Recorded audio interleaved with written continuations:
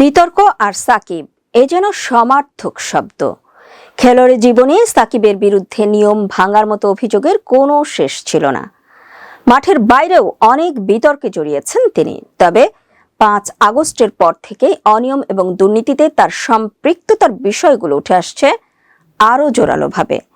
Share বাজার দুর্নীতি, বেআইনি জুয়া ও ক্যাসিনোয় নাম লেখানো সোনা পাচার, কাকড়ার ব্যবসায় দুর্নীতি, ক্রিকেট সংক্রান্ত দুর্নীতি, নির্বাচনী হলফনামায় নিজের সম্পত্তি লুকানো সহ অসংখ্য অভিযোগ আগেই ছিল সাকিবের বিরুদ্ধে। এবার এই তালিকায় যুক্ত হয়েছে অর্থ পাচারের অভিযোগ। বাংলাদেশের সাবেক অধিনায়কের বিরুদ্ধে আসা এই অর্থ পাচার অভিযোগের প্রেক্ষিতে 2 সদস্যের তদন্ত কমিটি গঠন করে অভিযান চালিয়েছে দুদক। মিলেছে নানা অসঙ্গতির প্রমাণ। এসব প্রকল্পে নামকাওয়াস্তে সভা, সেমিনারের ছবি তুলে নির্দিষ্ট রাজনৈতিক দলের এজেন্ডা